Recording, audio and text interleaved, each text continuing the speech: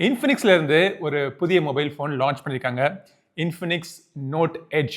இந்த எட்ஜ்னு பேர் வந்தாலே ஓரளவுக்கு நமக்கு எல்லாருக்கும் தெரியும். கர்வ்டு ஸ்க்ரீனாக இருக்க போகுது, ஸ்லிம்மாக இருக்க போகுது அப்படின்னு. ஸோ அந்த வரிசையில் இந்த மொபைல் ஃபோன் எப்படி இருக்குது அப்படிங்கிறத பார்ப்போம். ஸோ நம்மக்கிட்ட வந்தது 8 மற்றும் 128 ஜிபி வெர்ஷன்.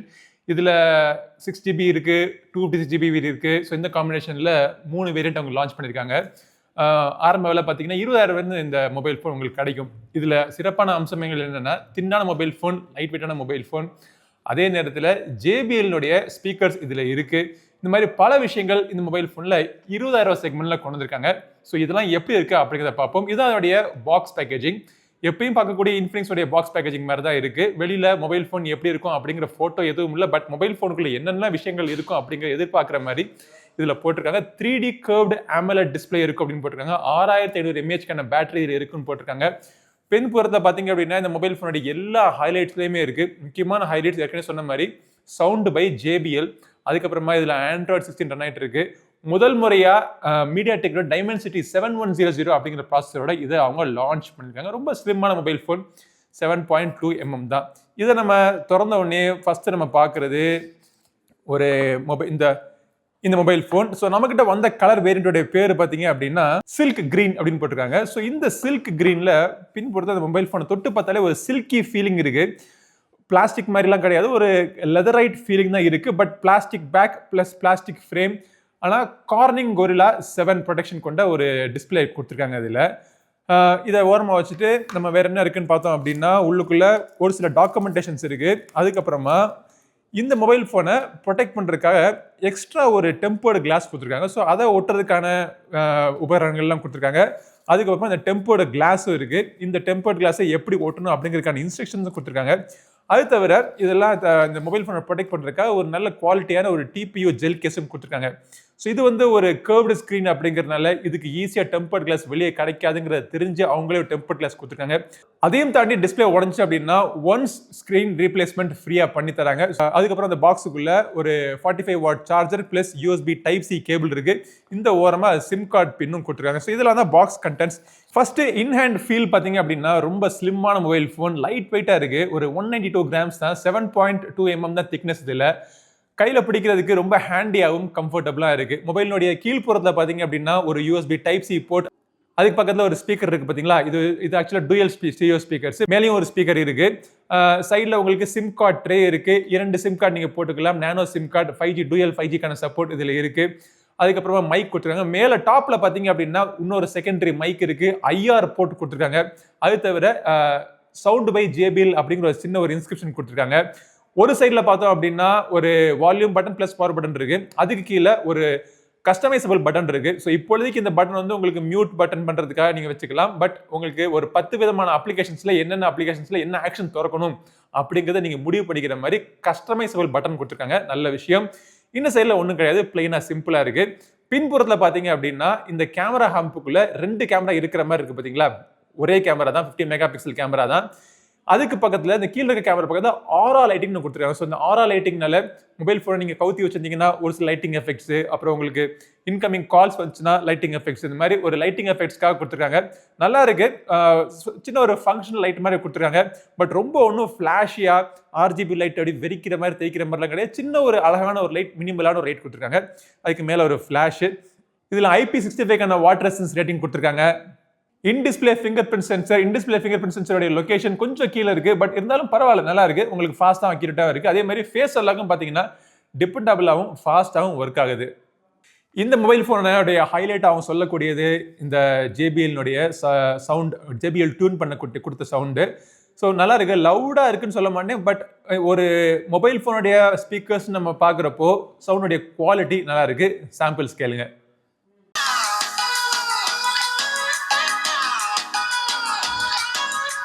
ஓகே, டிஸ்பிளேக்கு வருவோம். டிஸ்பிளே 1.5K ரெசல்யூஷன் கொண்ட ஒரு டிஸ்பிளேங்க. AMOLED டிஸ்பிளே, கர்வ்டு டிஸ்பிளே கொடுத்துருக்காங்க. நல்ல ஒரு பிரைட்டான டிஸ்பிளே. பீக் பிரைட்னஸ்னு பார்த்தோம் அப்படின்னா 4500 நிட்ஸ் பிரைட்னஸ் அப்படின்னு சொல்றாங்க. 120 Hz ரெஃப்ரெஷ் ரேட் கொண்ட ஒரு டிஸ்பிளே. கர்வ்டு டிஸ்பிளே அப்படின்னாலே அது நல்லா இருக்குமா, அது லாங் லாஸ்டிங்காக இருக்குமா அப்படின்னு சொல்லிட்டு சில பேர் டவுட் இருக்கும். ஸோ கார்னிங் கொரில்லா 7 ப்ரொடெக்ஷன் கொடுத்துருக்காங்க. இதில் அதையும் தாண்டி ஏற்கனவே சொன்ன மாதிரி உங்களுக்கு டிஸ்பிளே உடஞ்சிடுச்சுனாலும் உங்களுக்கு 1 டைம் ஸ்க்ரீன் ரீப்ளேஸ்மெண்ட் ஃப்ரீயாகவே கம்பெனிலேருந்து பண்ணி தராங்க. பட் இதெல்லாம் தாண்டி கர்வ்டு ஸ்க்ரீன்னாலே யூஸ்வலாக எல்லாரும் சொல்லக்கூடிய ஒரு விஷயம் இந்த கிளார் அடிக்கிறது. ஒரு சில இடங்கள்ல நம்ம அப்படி பார்க்குறப்போ அந்த மேலே வந்து எட்ஜில் வந்து ஒரு கிளார் இருக்கும். அது சில பேருக்கு டிஸ்டர்பிங்காக இருக்கும். அப்புறம் கையில் பிடிக்கிறப்போ ஃபிங்கர் பிரிண்ட் சைடில் கையில் பிடிக்கிறப்போ நம்முடைய ஃபிங்கர்ஸ் சைடில் படும் அப்படிங்கிற ஒரு டவுட் இருக்கும். இந்த கிளார் அடிக்கிற விஷயம் மாற்ற முடியாது, அதில் அப்படியே தான் இருக்குது. பட் சைடில் படுறப்போ ஃபிங்கர்ஸோடைய ப்ரொஜெக்ஷன் ஓரளவுக்கு நல்லாவே இருக்குது. ஸோ அதில் எந்த பிரச்சனையும் எனக்கு தோணலை. ஆல்ரைட், பின்புறத்தில் இருக்கக்கூடிய கேமராவுக்கு வருவோம். 50 மெகா பிக்சல் ஒரே கேமரா தான். இந்த கேமராவுடைய குவாலிட்டி இந்த விலையில் நல்லாவே பண்ணியிருக்காங்கன்னு சொல்லுவேன். ஒரு சில சாம்பிள்ஸ் நீங்கள் பார்த்தாலே தெரியும். கலர்னுடைய ரீப்ரொடக்ஷன் ரொம்பவே அக்யூரேட்டாக இருக்குது. கலர்ஸ் உங்களுக்கு ஃபோட்டோஸ் நல்லா ஷார்ப்பாக வருது. ஆனால் மேக்ரோ ஃபோட்டோஸ் இதில் மிஸ் ஆகுது. ஒரு நல்ல கேமரா கொடுத்துட்டு மேக்ரோ ஃபோட்டோஸ் நம்ம எடுத்து பார்த்தோம்னா நல்லாவே இருக்கும். ஸோ ஆனால் மேக்ரோ ஃபோட்டோஸ் எடுக்கிறதுக்கான வாய்ப்புகள் இதில் இல்லை. இது தவிர நீங்கள் போர்ட்ரேட் நீங்கள் எடுத்தீங்கன்னா எட்ஜ் டிடெக்ஷன் மற்றும் பேக்ரவுண்ட் பிளரிங் எல்லாமே இருக்குது. டைனாமிக் ரேஞ்ச் நல்லா இருக்குது, சூப்பராக இருக்குன்னு சொல்ல மாட்டேன். இந்த விலைக்கு என்ன பண்ணுவோம் நல்லா பண்ணியிருக்காங்க. நைட் ஷாட்ஸுமே பார்த்தீங்கன்னா ஓரளவுக்கு நல்லா இருக்கு. கலர் ரீப்ரொடக்ஷன் எல்லாமே நல்லா அருமையாக பண்ணுது. அந்த ஒயிட் பேலன்ஸ் எல்லாமே பர்ஃபெக்டாக கொண்டு வருது. ஃப்ரண்ட்ல இருக்கக்கூடிய கேமராவும் பார்த்தீங்கன்னா செல்ஃபி கேமரா நல்லா இருக்கு. லைட் நல்லா இருந்துச்சா நல்லா செல்ஃபிஸ் நீங்கள் எடுக்கலாம். என்ன ஒரு பிரச்சனை அப்படின்னா ஃப்ரண்ட்லையும் சரி ரியர்லையும் சரி உங்களுக்கு 4K ரெக்கார்டிங் கிடையாது.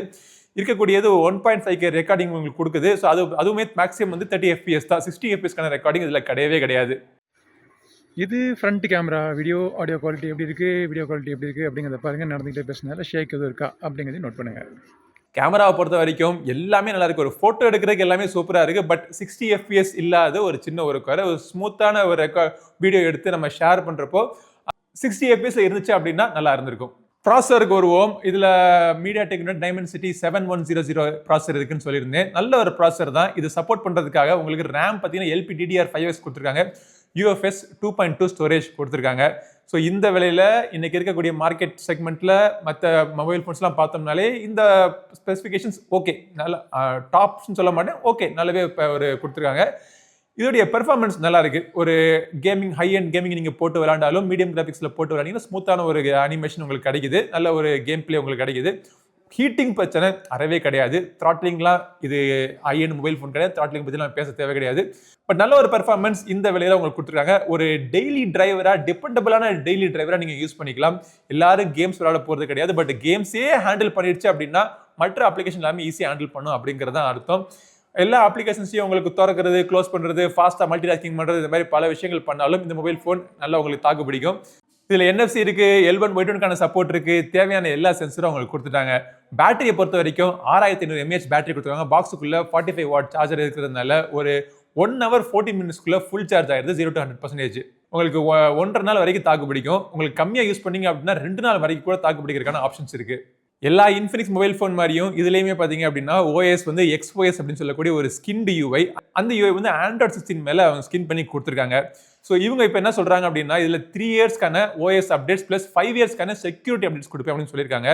இந்த OSல நீங்கள் எடுத்தோடனே நிறையா ஒரு சில ப்ளோட்டை இருக்க தான் செய்யுது. அந்த ப்ளோட் வேறு நீங்கள் அன்இன்ஸ்டால் பண்ணி விட்டுடலாம். பட் அன்இன்ஸ்டால் பண்ணி விட்டதுக்கு அப்புறமா உங்களுக்கு தேவையான அப்ளிகேஷன்ஸை போட்டு யூஸ் பண்ணுறதுல எந்த ஒரு பிரச்சனையும் கிடையாது. ஒரு லேக் இல்லாமல் ஒரு லேக் ஃப்ரீ எக்ஸ்பீரியன்ஸ் நீங்கள் உங்களுக்கு கிடைக்குது. இல்லை ஏஐக்கான ஃபீச்சர்ஸ் நிறைய அதில் இருக்குது. நீங்கள் செட்டிங்ஸ்குள்ளே போய் பார்த்தீங்க அப்படின்னா Infinix ஏன்னு சொல்லிட்டு ஒரு செக்ஷனே இருக்குது. அதில் முக்கியமாக ஃபோலாக்ஸ் வாய்ஸ் அப்படின்னு சொல்லக்கூடிய ஒரு ஃபீச்சர் இருக்குது. இது வந்து டீப் சீக்கில் பேஸ் பண்ணக்கூடிய ஒரு அசிஸ்டன்ட். ஸோ இந்த அசிஸ்டன்ட் வந்து உங்களுடைய வாய்ஸ் அசிஸ்டன்ட், உங்களுடைய மற்ற இமேஜ் ஜென்ரேட்டிவ் இந்த மாதிரி பல விஷயங்களுக்கு நீங்கள் யூஸ் பண்ணிக்கலாம். ஸ்மார்ட் டச் இருக்குது, அப்புறம் கால் அசிஸ்டன்ட், அப்புறம் டிரான்ஸ்லேஷன், அப்புறம் social assistant, document assistant, AI note taker, இந்த மாதிரி பல விஷயங்கள் கொடுத்துருக்காங்க. ஏஐ பொறுத்த வரைக்கும் இதில் எல்லாமே இதில் இருக்குது. பட் இதெல்லாம் யூஸ் பண்ண வேணாம், உங்களுக்கு ஏஏ உங்களுக்கு பயமாக இருக்குது, பிடிக்கல அப்படின்னா பரவாயில்ல, எதுவுமே யூஸ் பண்ண தேவையில்லை. அது பாட்டு ஓரமாக இருக்கும், உங்களுக்கு டிஸ்டர்ப் பண்ணாமல் உங்களுக்கு டெய்லி லைஃப் தாராளமாக நீங்கள் யூஸ் பண்ணிக்கலாம். கொஞ்சம் ரிஃபைண்டாக இருக்குது. இதுக்கு முன்னாடி வந்த வெர்ஷனை விட இந்த வருஷம் வந்த இந்த XY16 பார்த்தீங்க அப்படின்னா கொஞ்சம் ரிஃபைண்டாக நல்லாவே பண்ணியிருக்காங்க. இன்னும் ப்ரொஃபஷ்னலாக இருக்குன்னு சொல்ல மாட்டேன், பட் முன்னாடி வருஷனை கம்பேர் பண்ணி பார்க்குறப்போ கொஞ்சம் ரிஃபைண்டாகவே இருக்குது. ஓவராலாக இந்த மொபைல் ஃபோன் Infinix Note Edgeனுடைய ப்ரைசிங் விலை விவரங்கள் இப்போ நீங்கள் ஸ்க்ரீனில் நீங்கள் பார்க்கலாம். இந்த விலைக்கு இந்த மொபைல் ஃபோன் ஒரு நல்ல ஒரு மொபைல் ஃபோன் அப்படின்னு சொல்லுவேன். ஒரு நல்ல ஒரு ஆப்ஷன். இதுதான் வாங்கணும் கிடையாது. இன்னைக்கு மார்க்கெட்டில் இருக்கக்கூடிய பல ஆப்ஷன்ஸில் இந்த ஆப்ஷன் ஒரு நல்ல ஒரு ஆப்ஷன். பல சிட்டிஸில் அவங்களுடைய சர்வீஸ் சென்டரும் இருக்குது. ஸோ இதை வாங்குறதுக்கு முன்னாடி உங்கள் சிட்டியில் அவங்களுடைய சர்வீஸ் சென்டர் இருக்கா, அது எப்படி உங்களுக்கு ஒரு ஃபங்க்ஷன் ஆகுது அப்படிங்கிறத நீங்கள் போய் ஒரு தடவை செக் பண்ணிவிட்டு இந்த மொபைல் ஃபோன் வாங்கணும்னா நீங்கள் வாங்கலாம். அப்படி நீங்கள் வாங்குறதுக்கோ இல்லை வாங்காமல் இருக்கிறதுக்கோ இந்த வீடியோ உங்களுக்கு ஹெல்ப் பண்ணிருச்சு அப்படின்னா லைக் பண்ணுங்கள். நம்ம இந்த மாதிரி பல வீடியோஸ் தொடர்ந்து பார்க்கறதுக்கு நம்ம சேனலுக்கு சப்ஸ்கிரைப் பண்ணிருங்க. அடுத்த ஒரு பதிவில் உங்களை மீண்டும் சந்திக்கும் வரை உங்களிடம் விடைபெறுவது உங்கள் நண்பன் கிரி. நன்றி, வணக்கம்.